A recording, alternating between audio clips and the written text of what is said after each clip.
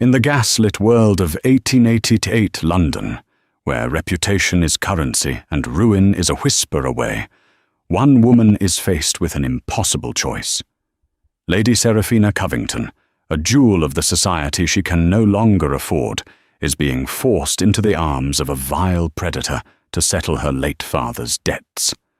Her only escape? To make a deal with the devil himself. She seeks out the one man more dangerous than her predicament, Alaric Beaumont, the Duke of Blackwood, a man whispered to have murdered his first wife. She offers him her name, her mind, her hand in marriage, a desperate bargain for salvation. But she never anticipated the price of his acceptance would be a single, scorching kiss that would seal her fate forever. The scent of rain and ruin clung to the damask curtains of the Covington townhouse in Belgravia. It was a smell Lady Seraphina Covington had become intimately acquainted with over the past 6 months, ever since her father, Baron Covington, had been laid to rest. He had been a brilliant man, a visionary whose investments in automated looms and horseless carriages were always just a decade ahead of their time, leaving behind a legacy of dazzling ideas and crushing debt.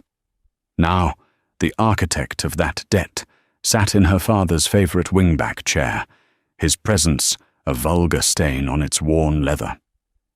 Lord Alistair Finch was a man whose wealth was as new as his manners were old. He smoothed a hand over his protruding stomach, his eyes, small and greedy, cataloguing every asset in the room, including Seraphina herself. "The ledgers, my dear Lady Seraphina, do not lie," he said, his voice slick with false sympathy. "Your father, bless his ambitious soul, owed me a sum that would make the Chancellor of the Exchequer blush. £50,000. The number hung in the air, heavy and suffocating. It might as well have been £1 million.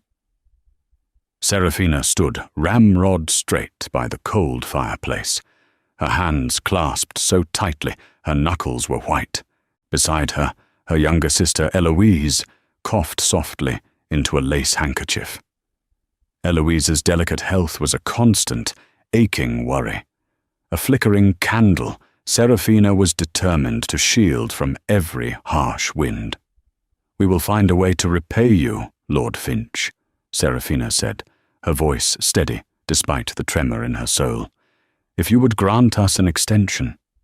Finch chuckled, a low, unpleasant sound. "An extension will not conjure funds from thin air. However, I am not an unreasonable man. I am prepared to offer a consolidation of our interests." He leaned forward, his meaning as clear as it was grotesque. "Marry me, Seraphina. Your father's debt will become our debt. A wedding gift, you might call it." Bile rose in Seraphina's throat. The thought of his touch, of being shackled to this lecherous creature for the rest of her days, was a fate worse than any debtor's prison.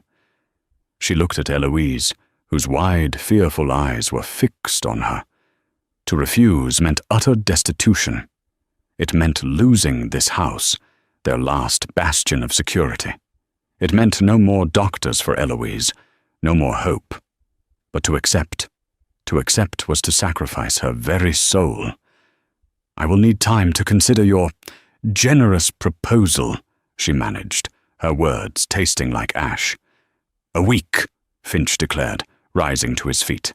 "By Friday next I will expect your answer. And I do hope it is the correct one. For your sister's sake." He bowed, a mockery of chivalry, and let himself out, leaving the stench of his cloying cologne behind. For a long moment, the sisters were silent. Then, Eloise's composure shattered. "Oh, Sarah, you cannot. You would be miserable beyond imagining." "And what is the alternative, Ellie?" Seraphina whispered, rushing to her sister's side and chafing her cold hands. "The bailiffs at our door, to be thrown onto the street? We have nothing left to sell. Father's patents were all signed over to Finch as collateral." Despair was a cold, dark pit, and Seraphina was dangling over its edge. She paced the threadbare Aubusson carpet, her mind racing, sifting through the dregs of London society for a saviour. There was none. Their friends had offered condolences, but not credit. They were a sinking ship, and no one wanted to be pulled down with them. That night, as the city slept, Seraphina sat in her father's study, poring over old society pages and financial journals, a desperate hunter searching for any sign of opportunity. Her eyes scanned names, titles, fortunes. Then she saw it, an article detailing the vast, sprawling enterprises of the Duke of Blackwood. Mines in Wales, mills in Manchester, shipping lines that crisscrossed the globe. His fortune was immense, almost mythical. But so was his reputation. Alaric Beaumont, the Duke of Blackwood. They called him the Duke of Ruin, a recluse who hadn't been seen at a society ball in 3 years, not since the tragic, mysterious death of his first wife, the beautiful Isabella de Clare.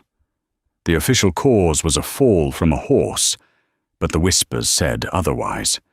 They said the Duke's temper was as black as his name. They said he had driven her to it. Some even whispered he had pushed her. He was a pariah, a handsome monster haunting his Gothic estate, Blackwood Manor, in the wilds of Northumberland. No respectable woman would go near him. His name was a stain, and in that moment, a plan, wild and terrifying, began to form in Seraphina's mind. Lord Finch wanted her because she was a Covington, a name that, while impoverished, still carried the lustre of old aristocracy. Her name had value. Her hand in marriage had value. What if she offered it to someone who needed it even more than Finch? The Duke of Blackwood had a fortune beyond measure, but his name was mired in scandal.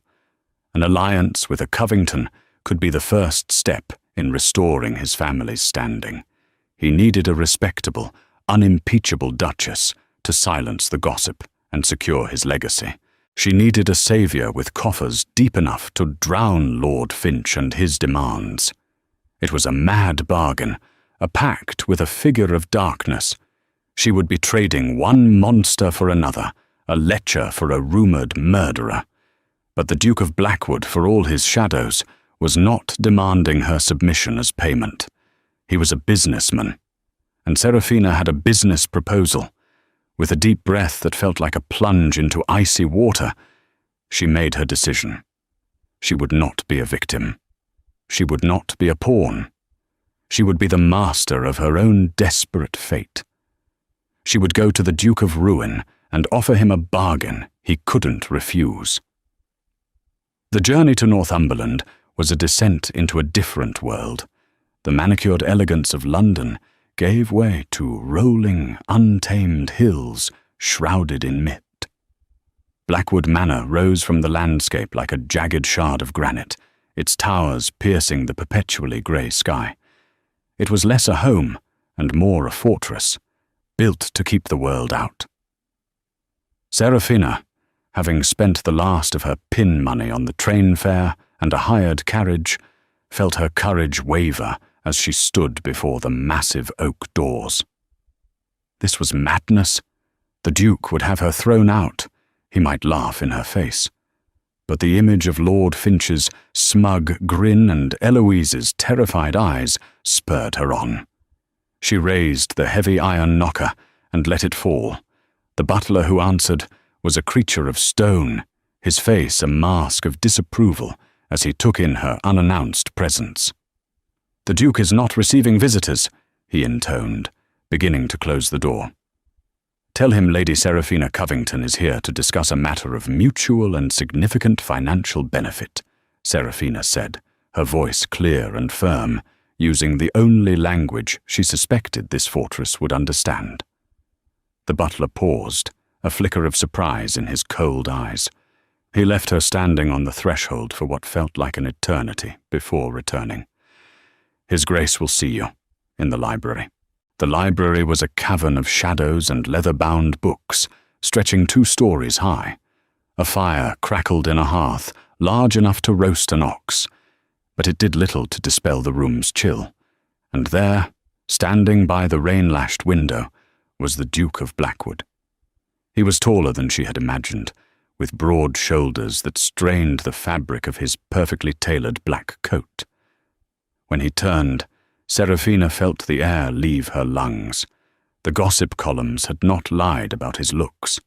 He had a face of stark, beautiful angles, a strong jaw, a straight nose, and a mouth that looked as if it had never known a smile.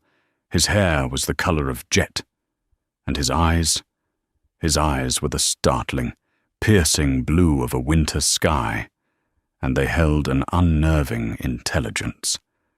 There was no madness in them, but there was a profound, chilling emptiness. "Lady Seraphina," he said, his voice a low baritone that resonated in the silent room. "To what do I owe this unprecedented intrusion?" She met his gaze directly, refusing to be intimidated. "Your Grace, I have come to make you a proposition." A single dark eyebrow arched. "Indeed? I am aware of your social predicament," she began, choosing her words with care. "The whispers and rumors that follow your name. I am also aware of your immense wealth and the need to secure a future for your dukedom. You require a duchess whose reputation is beyond reproach, a woman from an old and respected family who can help you reclaim your place in society." He was silent, his expression unreadable, but a dangerous glint entered his eyes. "You have a high opinion of your own worth, madam." "I have a realistic one," she countered, her heart hammering against her ribs. "My family is the Covington line. We have been earls and barons since the Norman conquest. My name is my only remaining asset, and I am prepared to offer it to you." He moved from the window, circling her like a predator sizing up its prey. "In exchange for what? Precisely. I am not in the habit of acquiring assets without understanding their cost. £50,000, she said, the words barely a whisper. "To be paid to my father's creditor, Lord Alistair Finch. In exchange, I will be your duchess. I will manage your household, host your functions, charm the old biddies of the ton, and produce an heir, if required. I will be a partner in the business of restoring the Beaumont name. This will be a transaction, not a romance. I ask for nothing of your heart, nor will I offer mine. It will be a contract of mutual convenience." For a long moment, the only sound was the crackling of the fire. Alaric Beaumont stopped in front of her, so close she could see the faint scar that cut through his left eyebrow. He studied her face, his gaze so intense she felt it strip away every one of her defenses. He was looking for a flaw, a weakness, a hint of the foolish, simpering debutante. "You are either the bravest woman in England or the most foolish," he said softly, his voice laced with a cynical amusement. "To come here, to the home of a supposed murderer, and offer yourself up like a prize sow." "I am neither," Seraphina replied, lifting her chin. "I am desperate, and I believe you, Your Grace, are as well." That struck a nerve. A muscle tightened in his jaw.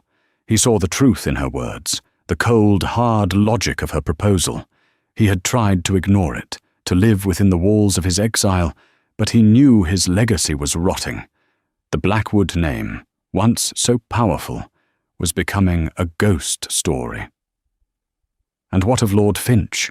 the Duke asked, his tone shifting, becoming sharper. "Why does he want £50,000 from a dead man?" "He wants me," Seraphina said, her voice hardening with disgust. "The debt is merely his leverage to force my hand in marriage."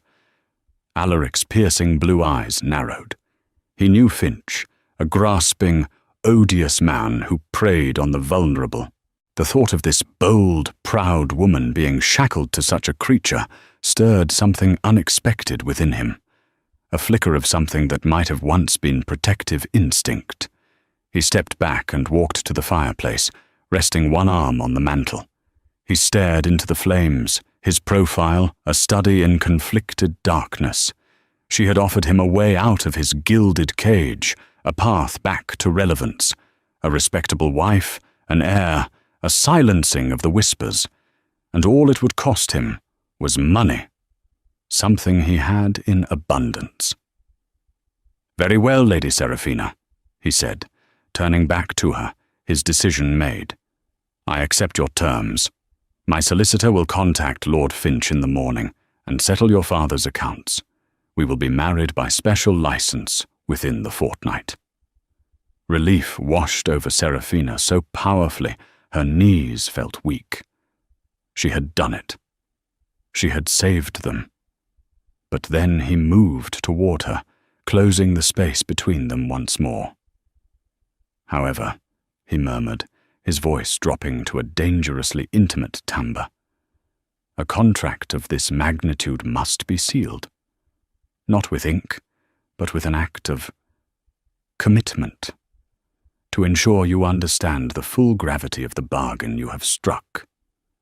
Before she could process his words, his hand came up to cup her jaw, his touch surprisingly gentle yet firm. He tilted her face upwards, and his head descended. Her mind screamed in protest. This was not part of the deal, this was not business. But her body was frozen, caught in the magnetic pull of his presence. His lips met hers. It was not a gentle kiss. It was a brand. It was fierce, possessive, and full of a dark, pent-up hunger that spoke of years of isolation and cynicism. It was the kiss of a man staking a claim, a seal on a devil's bargain. But beneath the raw power, there was something else, a spark of searing heat that shot through Seraphina's veins, a shocking, unwelcome flicker of response from a part of her she thought long dormant. When he finally pulled away, they were both breathless. Her lips tingled. Her world had tilted on its axis. She stared up at him, her eyes wide with shock and a confusing jumble of other emotions. The cynical emptiness in his eyes had been replaced by a storm. He looked as stunned as she felt. The kiss was meant to be a demonstration of power, a reminder of who was in control, but it had become something else entirely. It had been a revelation, a moment of startling, unwanted connection. "Now you are mine, Lady Seraphina," Alaric Beaumont whispered, his voice rough, "and the Duke of Blackwood protects what is his."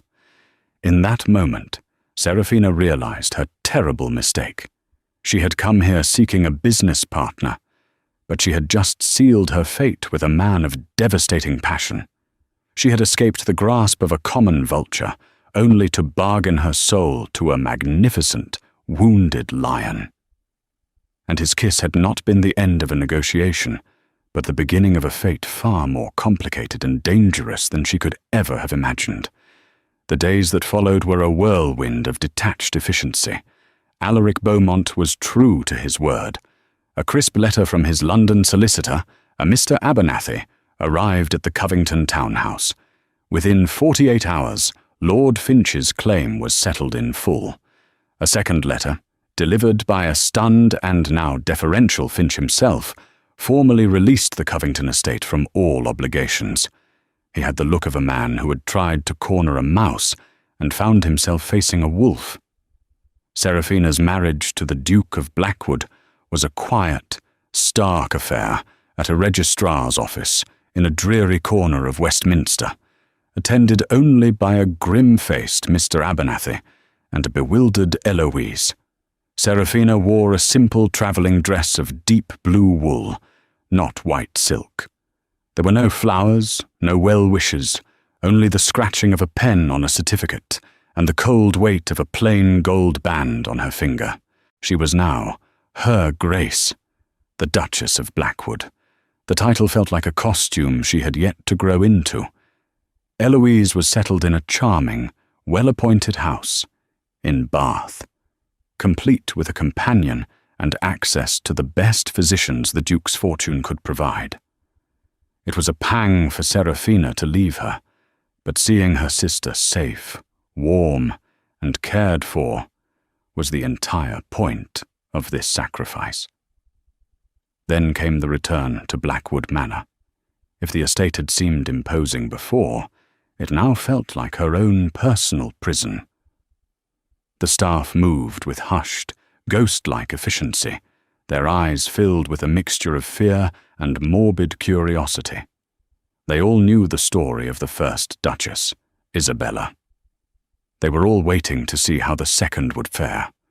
The head of this silent army was Mrs. Gable, the housekeeper, a woman as stern and unyielding as the northern landscape. She had served the Beaumonts for 40 years. Her loyalty to the Duke was absolute, and her suspicion of Seraphina was palpable. "His Grace has instructed that the West Wing be prepared for you, Your Grace," Mrs. Gable announced on Seraphina's first day, her tone respectful, but her eyes cold. "Your chambers are separate from the Duke's in the East Wing." The arrangement was a relief.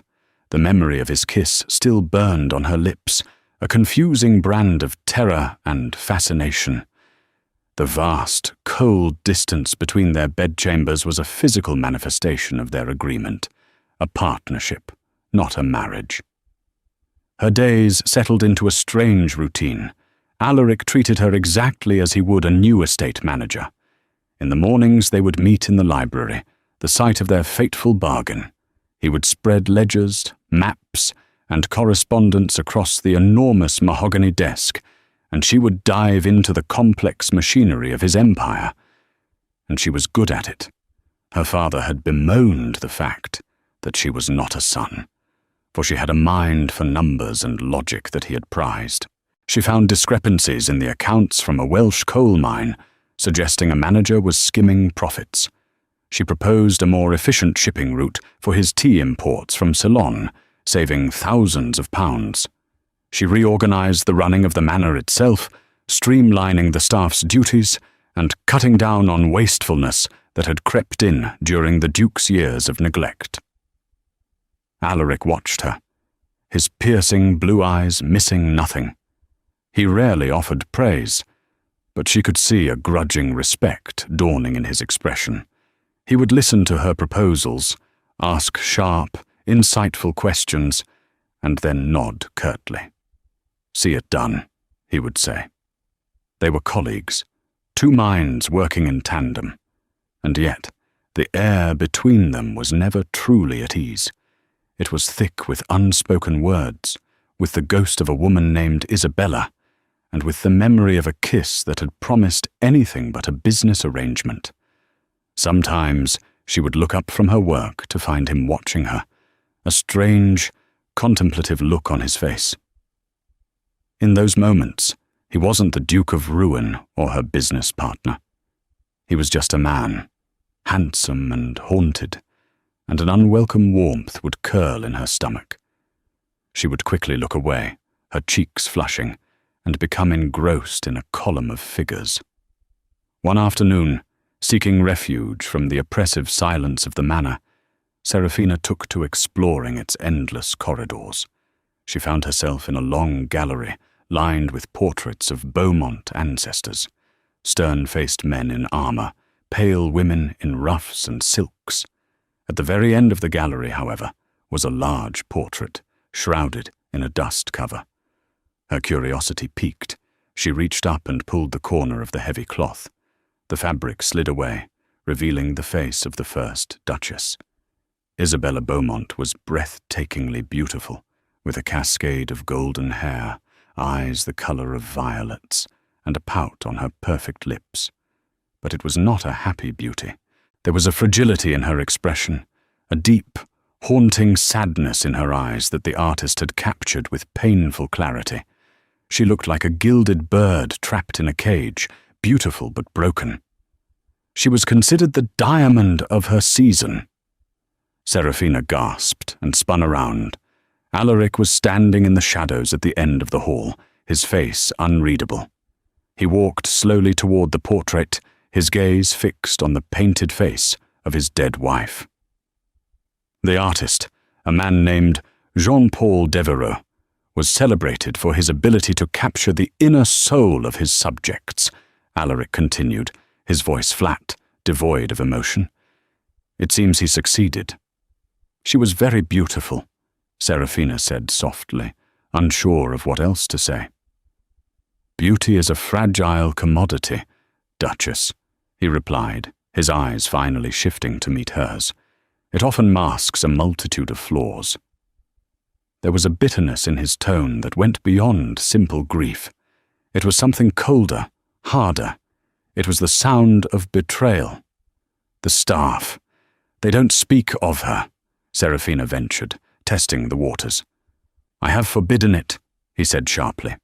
The past is to remain buried. He reached out and, with a swift, decisive motion, pulled the dust cover back over the portrait, plunging Isabella back into darkness. Your talents are better spent on the accounts for the Manchester mills than on ghost stories. The ledgers for last quarter are on my desk. I expect a full report by morning. He turned and walked away, his footsteps echoing in the long gallery, leaving Seraphina alone with the shrouded portrait and 100 new questions. Their bargain was meant to be simple, a transaction of name for security. But she was living in a house full of secrets, married to a man who was a fortress of his own. And she was beginning to fear that the truth of what happened to Isabella Beaumont was not buried at all, but was, in fact, a living, breathing presence in the cold heart of Blackwood Manor. The Duke's command to leave the past buried was an impossible one.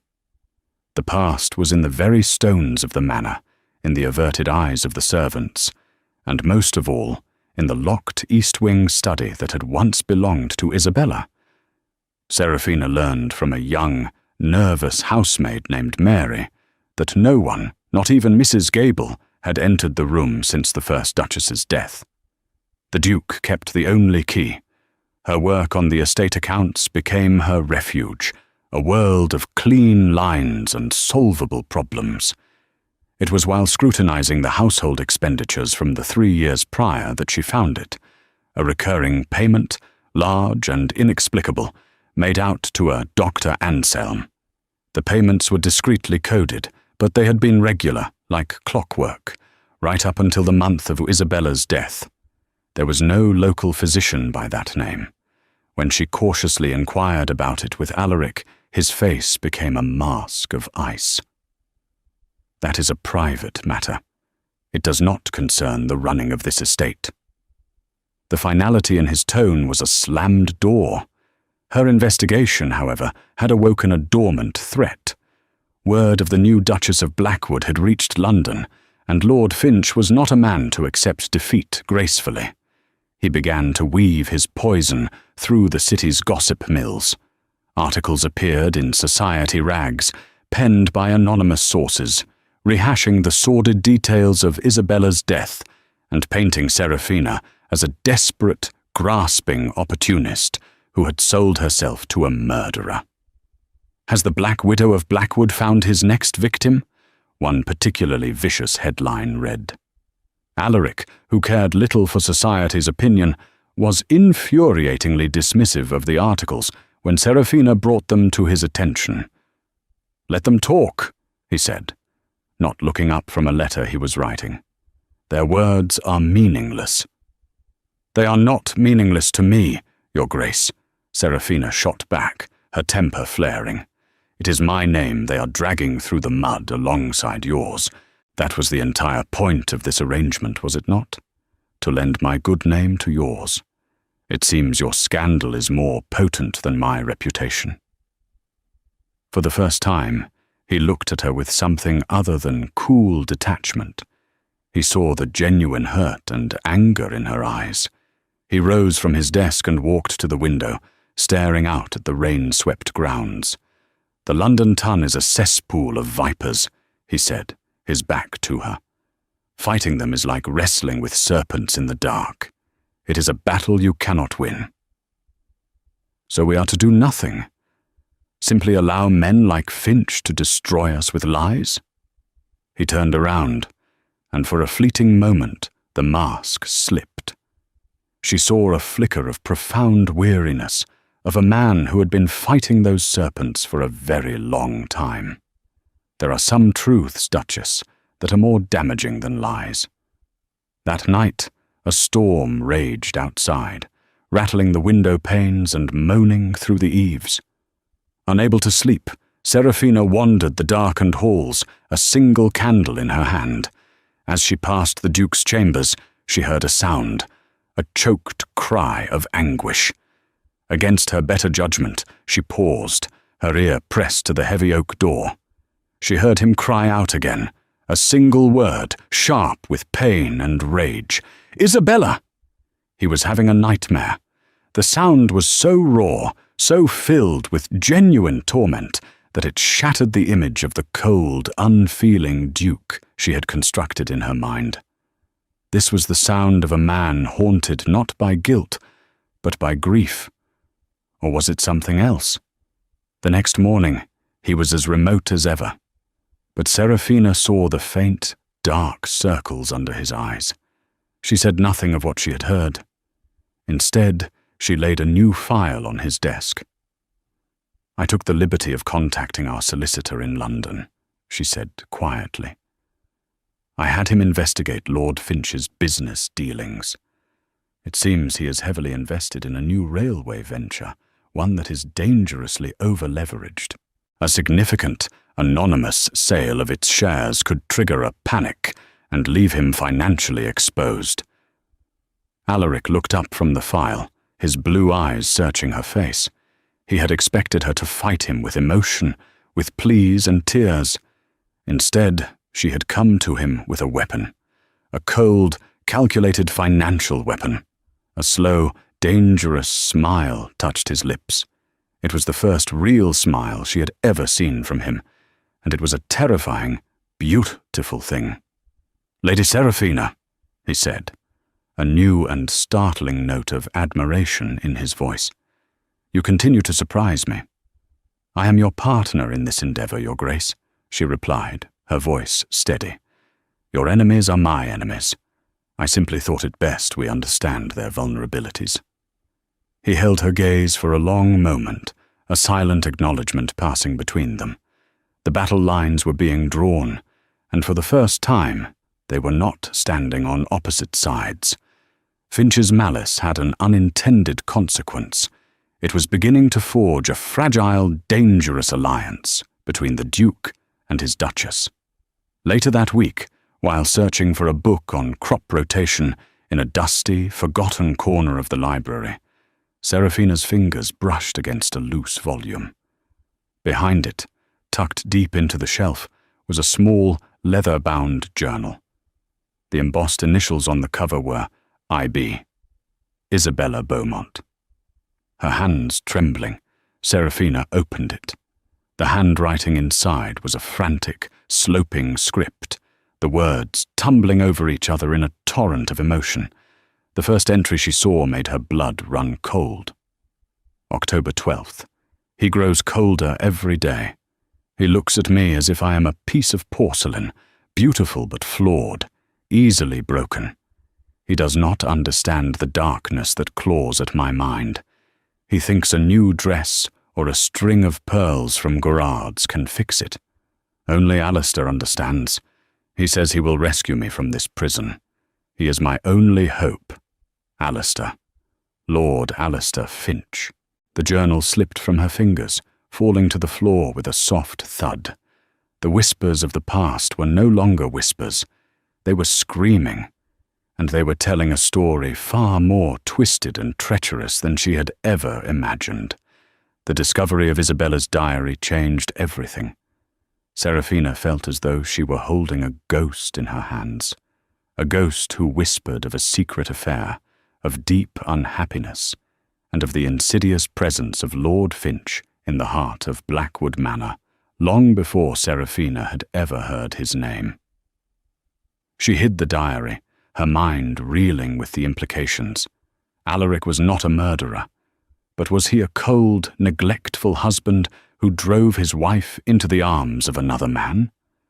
Was his torment guilt over his failure to save her? The answers remained locked behind his icy reserve. He had initiated the anonymous sale of the railway shares, a subtle pressure applied to Finch's financial empire, but he offered no further explanation of his past. Their days remained a careful dance of business and avoidance. The dance, however, was about to be forced onto a much grander stage. An invitation arrived, embossed with the crest of the Duchess of Devonshire, for the first grand ball of the London season. It was a royal command in all but name.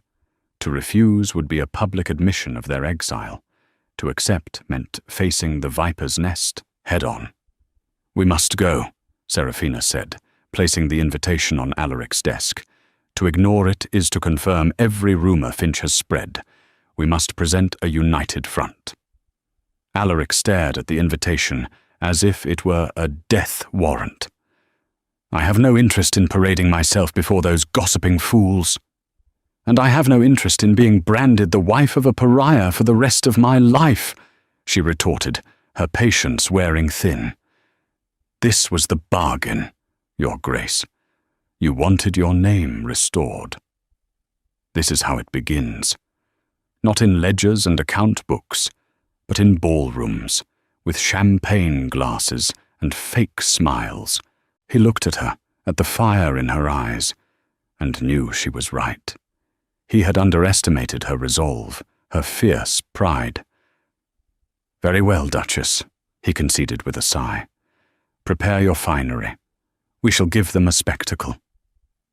The night of the Devonshire ball was a blur of shimmering crystal, swelling orchestras, and the suffocating perfume of 1,000 flowers.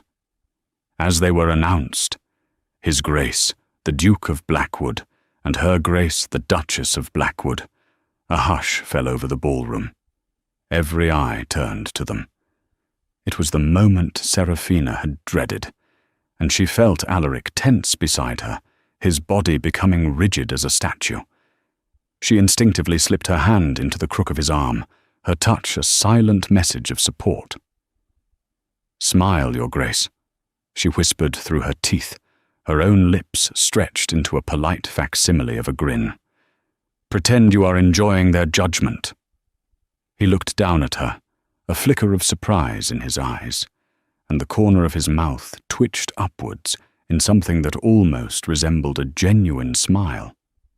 "An admirable strategy, Duchess." Seraphina was a vision. She had used a portion of her new household allowance to commission a gown from the House of Worth in Paris, a stunning creation of deep emerald silk that shimmered like a jewel and made her auburn hair blaze. She was not the timid, impoverished girl who had fled London. She was a duchess, and she would play the part. As the orchestra struck up a waltz, Alaric turned to her. "It would seem we are required to dance." "It would seem so," she replied, her heart giving a nervous flutter. He led her onto the floor. His hand was firm on her waist, his other holding hers. They moved together with a surprising grace, two people perfectly in sync, their bodies communicating a language their mouths refused to speak. For the length of the dance, the ballroom, the whispers, the ghosts, all faded away.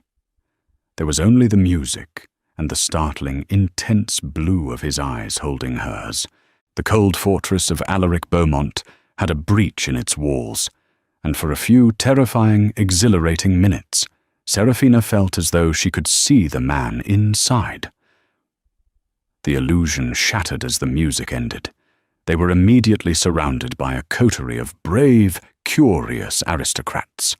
But before they could be submerged in polite inquiries, a familiar, sneering voice cut through the air. "Well, well, the beast emerges from his cave, and with a new beauty in tow." Lord Finch stood before them, his face flushed with wine and malice. Alaric moved, placing himself slightly in front of Seraphina. "Finch," he said, his voice lethally soft. I had not realized the Duchess of Devonshire was inviting tradesmen to her home. Finch's face purpled with rage. "You dare speak to me of trade, Beaumont? You who bought your latest wife as one might buy a prize mare at Tattersall's? Tell me, Lady Seraphina, what was your price? Or did he simply pay off your father's gambling debts?" A collective gasp went through the onlookers. It was a direct, vulgar assault. Seraphina felt the blood drain from her face. Before she could utter a single word, Alaric's control snapped. He took one step forward, his 6-foot frame towering over the other man. His voice was no longer soft. It was the low, dangerous growl of a predator. "You will address my wife as your grace," he snarled. "And if you ever speak her name again without the respect it is due, I will personally drag you from whatever gutter you inhabit and remind you what happens to vermin who bite the hands of their betters. Am I understood?" Finch, for all his bluster, was a coward. He physically shrank back from the raw menace radiating from the Duke. He stammered an incoherent reply and beat a hasty retreat, melting back into the crowd. The confrontation left a stunned silence in its wake. Alaric turned, his eyes blazing. He took Seraphina's arm. "We are leaving." He propelled her through the parting sea of onlookers, out of the ballroom and into the cool night air where their carriage awaited. The ride back to their London townhouse was conducted in absolute, thrumming silence. The fury was rolling off Alaric in palpable waves. Back in the house, he stalked into the drawing room and poured himself a large brandy, downing it in one go. "He humiliated me," Seraphina said, her voice shaking with a mixture of anger and leftover fear. "He tried," Alaric corrected, turning to face her. "He is a pathetic insect. An insect you allowed to torment your first wife." The words were out of her mouth before she could stop them. She had brought the ghost into the room with them. His face darkened. "You know nothing of what happened with Isabella." "I know what I read," she cried, her control finally breaking. "I found her diary, Alaric. I know he was her lover. I know she wrote about you being cold and distant, that he was her only hope. Did you know? Did you let it happen? Did you drive her to him and then to her death?" The accusation hung between them, ugly and raw. The storm that had been brewing for weeks finally broke. He crossed the room in 3 long strides, his hands coming up to grip her upper arms. He was not hurting her, but his grip was iron, his face a mask of anguish and rage. "You think I was cold," he rasped, his face inches from hers. "I worshipped her. I gave her everything, jewels, gowns, a life she could only have dreamed of. And she repaid me with deceit. I discovered their affair weeks before she died. I confronted her. I gave her an ultimatum. End it, or I would ruin Finch and expose them both. She chose him. She chose to run away with a man who was only using her to get to my fortune." Tears of rage and remembered pain glistened in his eyes. That night, the night she died, she was fleeing to meet him. Her horse stumbled in the storm. It was an accident, a tragic, stupid accident. I found her. I covered up the affair to protect her name, to protect the Beaumont name from the scandal of a faithless duchess. I let society think I was a monster to spare her the indignity of being remembered as an adulteress. So do not stand there and speak to me of being cold." His confession, torn from him in a raw outpouring of grief, left Seraphina stunned. The truth was so much more painful, so much more complex than she had imagined. He was not a murderer. He was a man who had sacrificed his own reputation for the memory of a woman who had betrayed him. The anger drained out of her, replaced by a wave of profound, aching empathy. She saw him then, truly saw him for the first time. Not a duke, not a monster, but a man deeply wounded, who had locked his heart away in a prison of his own making. The energy in the room shifted. The anger became something else, something thick and charged. His grip on her arm softened. His gaze dropped to her lips. She could feel the heat of his body, smell the faint scent of brandy on his breath. The memory of their first kiss, the businesslike seal on their bargain, was a pale shadow compared to the torrent of emotion swirling between them now. "Sarah," he whispered, her name a breath of sound he had never used before, and then he kissed her. This kiss was not a brand or a claim. It was a release. It was desperate, hungry, and yet achingly tender. It was the breaking down of walls, a collision of two lonely, embattled souls. Seraphina's hands, which had been pushing against his chest, moved upwards, her fingers tangling in his dark hair, as she kissed him back with a ferocity that surprised them both. It was a kiss of anger and sorrow, of understanding and a terrifying, burgeoning desire. It was a kiss that broke every rule of their carefully constructed bargain and sealed their fates together in a way neither of them could have ever foreseen. The aftermath of the kiss was a landscape of raw, terrifying vulnerability. They broke apart, both breathing heavily, the air thick with unspoken confessions. The carefully constructed walls between them had not just been breached, they had been razed to the ground. Alaric looked at Seraphina as if seeing her for the first time, not as a duchess or a business partner, but as the woman who had just witnessed the baring of his soul. He began, his voice rough, but he couldn't find the words. He turned away, running a hand through his disheveled hair. This changes nothing. But it changed everything. The lie was a hollow echo in the silent room. Seraphina's mind was racing, piecing together the fractured truths. Alaric's confession, Isabella's diary, the mysterious payments to Dr. Anselm. A horrifying picture was beginning to take shape. "Alaric, wait," she said, her voice steady now, infused with a new purpose. "Your story. It doesn't explain everything. Isabella's diary speaks of a darkness in her mind. And the payments to Dr. Anselm, who was he?" Alaric froze, his back still to her. "He was a physician from Vienna, a specialist in ailments of the mind." The admission was quiet, heavy with shame. In their world, mental illness was a stain, a deep, hidden disgrace, especially for a woman of Isabella's standing. "She was unwell," Seraphina stated, the pieces clicking into place. "It wasn't just unhappiness. She was ill." He finally turned to face her, his expression ragged.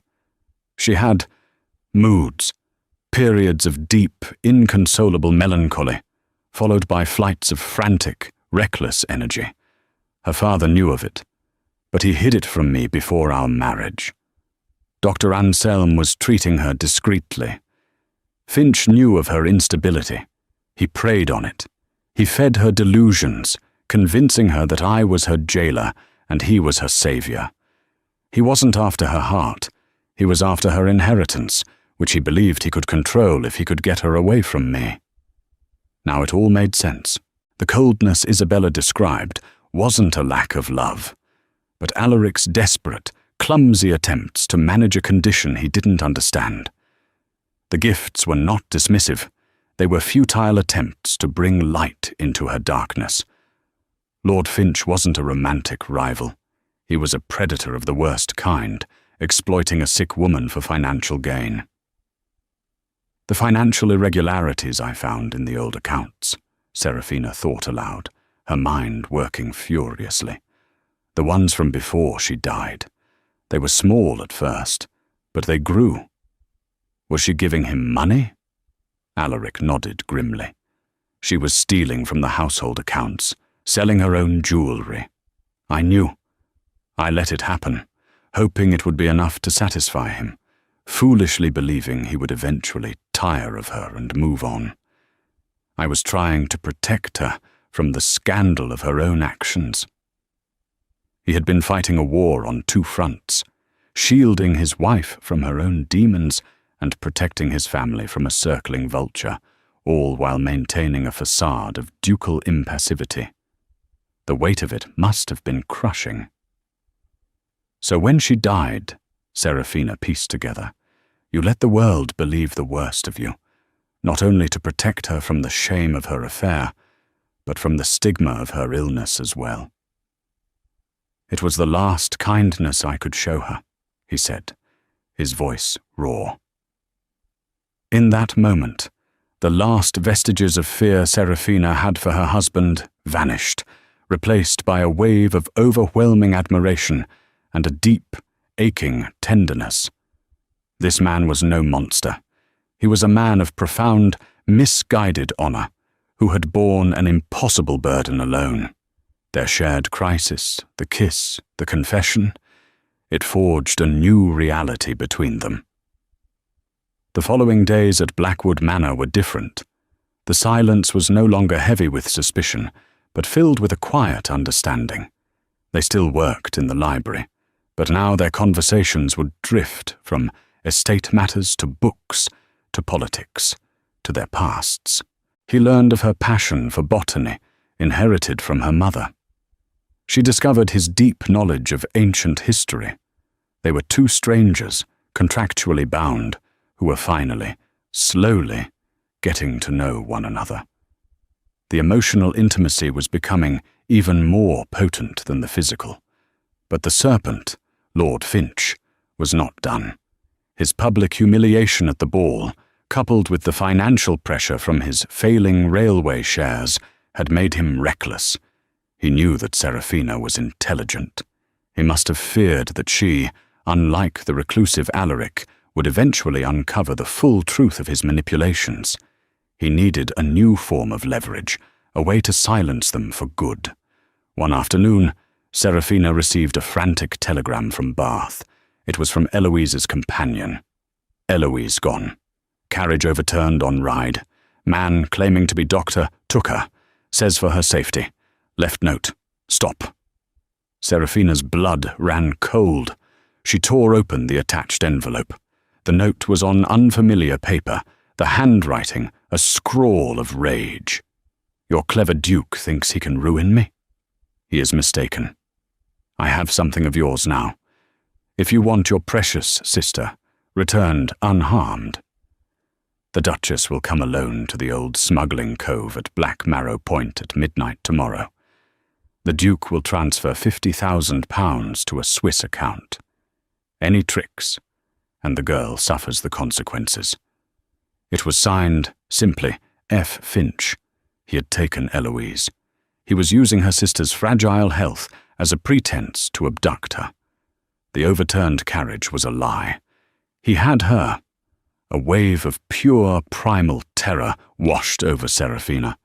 She swayed on her feet, the telegram crumpling in her fist. Alaric, walking into the room, saw the look on her face and was at her side in an instant. Sarah? What is it? What's happened? She couldn't speak. She just handed him the telegram and the note. He read it, his face transforming from concern to a mask of cold, absolute fury. The Duke of Ruin was gone, and in his place was Alaric Beaumont, a man whose family was under threat. He will not have her, he said, his voice a low, chilling promise.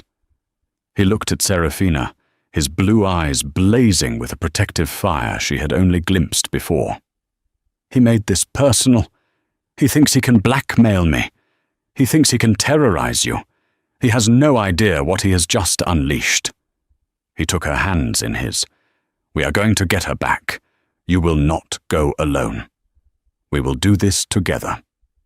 The bargain had started as a means to protect Eloise. Now it had evolved into a true partnership, a union forged in crisis. As they stood together in the library, the threat of Lord Finch looming over them, Seraphina knew one thing with absolute certainty. She was no longer just the Duchess of Blackwood in name. She was Alaric's wife, and together they would bring down the man who threatened to destroy them both. Panic was a blade at Seraphina's throat, but Alaric was an anchor of cold fury. He devised a cunning plan, bypassing Lord Finch's lookouts at Black Marrow Point by navigating a treacherous sea cave he knew from childhood, a hidden entrance his foe would never anticipate. Inside the torchlit cavern, they found Eloise, terrified but unharmed. "This is over, Finch!" Alaric's voice boomed. When the villainous lord grabbed Eloise and held a knife to her throat, a fight erupted. Alaric's estate men descended from the shadows as he charged forward, thrusting Eloise into Seraphina's protective arms. Mad with rage, Finch lunged for Seraphina, but Alaric intercepted him. The fight was brutally short. Finch was disarmed, defeated, and left for the authorities. Later, as dawn broke over the battlements of Blackwood Manor, the ghosts of the past were finally gone. "I wasn't just settling a debt," Alaric said, his voice raw as he turned to Seraphina. "I was protecting my family." He gently touched her cheek, his blue eyes clear of shadows for the first time. "I love you, Sarah. You were the lifeline I didn't know I needed." Tears of relief streamed down Seraphina's face. "And I love you, Alaric," she whispered. She had offered her hand in a desperate bargain to save her sister, only to find the man who would save her heart. The Duke of Ruin was redeemed by a love more powerful than any contract, their fate no longer sealed by desperation, but by a promise whispered in the light of a new day. And so, the story of Lady Seraphina and the Duke of Ruin comes to a close. Their journey began as a cold, calculated contract, a desperate bargain born of necessity and scandal. But as they navigated the treacherous waters of London society and the dark secrets of Blackwood Manor, their business arrangement was forged into an unbreakable bond. They discovered that sometimes the greatest love stories don't start with a glance across a ballroom, but with an act of courage in the face of ruin. It's a story that reminds us that beneath the harshest exteriors can lie the most noble hearts, and that truth and love are powerful enough to banish even the most persistent ghosts of the past. What was your favorite twist in Seraphina and Alaric's story? Let us know in the comments below. If you were swept away by their dramatic romance, please show your support by hitting the like button, sharing this video with a fellow romance lover, and subscribing to our channel for more tales of history, passion, and fate. We can't wait to share our next story with you.